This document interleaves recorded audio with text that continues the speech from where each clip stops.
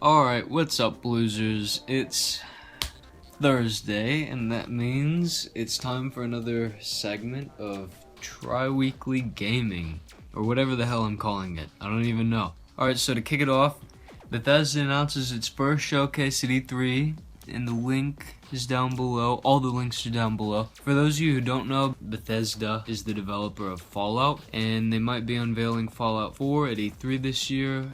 Tons of people are counting on it. They might also be unveiling Elder Scrolls as well, though, so we'll see what they do. Guess we're just gonna have to pretty much keep guessing until E3, but tons of people are waiting on Fallout 4. On another note, double skirmishes are back in Destiny, so if you're a fan of 2v2, now is your time to play. Rumor has it that Angelina Jolie might be directing the Captain Marvel movie. Marvel asked the actress slash director, who's been in multiple successful films and who just directed Unbroken, to direct the movie set to release in July 6, 2018. Launch day went over pretty well with Evolve, made by Turtle Rock Studios, the team that brought us Left 4 Dead and Left 4 Dead 2.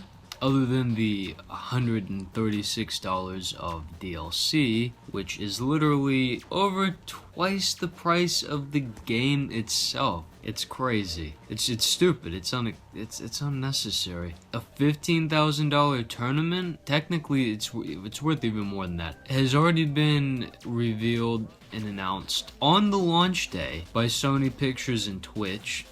Second place will get $5,000. Hugh Jackman, with all of this Sony and Marvel news that's been going around in the past 3 or 4 days with Spider-Man, quite frankly. Hugh Jackman has talked about the Wolverine possibly joining Spider-Man in the Marvel Universe. Jackman expresses interest in the interview, but says that it's not really his choice.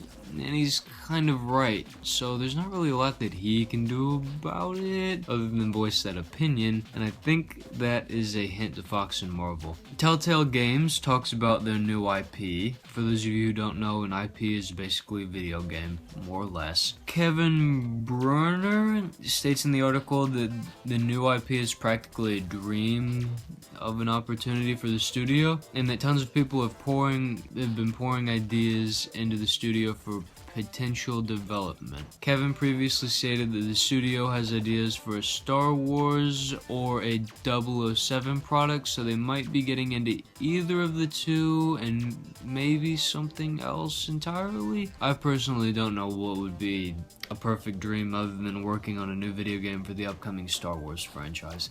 Even though Spectre is also coming out, so it might be either one. EA, the big one here, EA says that Titanfall 2 will not be an Xbox exclusive. Yes! I'm a PlayStation owner, so that's good for me, and I loved seeing that game. It looked like too much fun. EA CFO Blake Jorgensen had this to say, quote, "Last year was on the Xbox only. In the future, we haven't announced yet, but we'll probably have another Titanfall game. It will probably be a bigger footprint than just a single platform. I think that's a huge positive for us," end quote. Jorgensen reportedly said that over 30 million of the PS4 and Xbox One consoles have been sold to date, and the PS4 is leading with over 18.5 million units sold, so basically the market for the game is going to increase in, let's say, 50 to 130% in size, assuming PC gamers take up a chunk of the market in this scenario. That's good news. That game's probably not going to come out, though, for another 2 years, though. Daybreak Games Company, LLC, once known as Sony Online Entertainment. It was sold a few days ago, a week ago,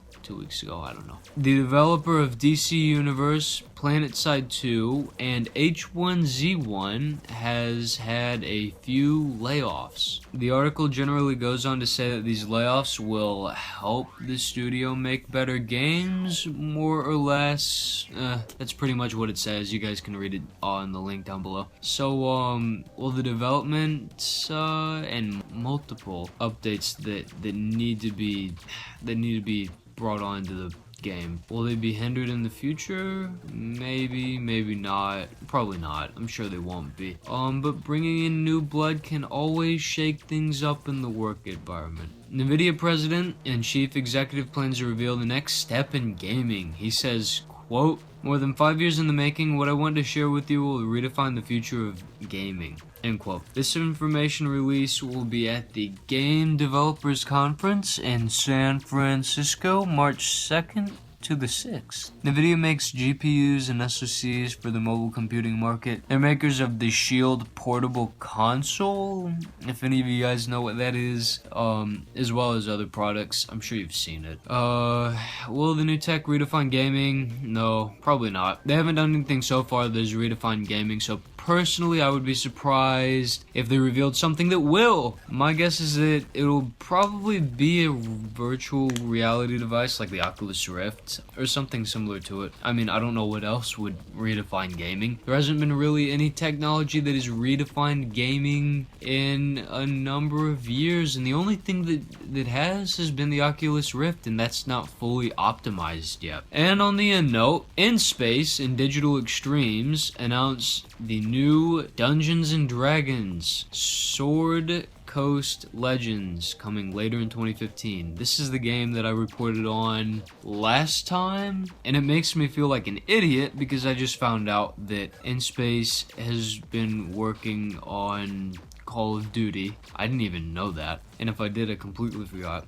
And they made Dungeons & Dragons. So when I read the article, I was like, wow. The previous article stated that they were going to be making a hardcore RPG-esque game. If I had known that, I would have seen the trail, the cookie trail. Like, it's obvious. It's obvious that they were going to do that. I guess that about wraps up TRIWeekly Gaming, or whatever the hell we're calling it. It's still in beta.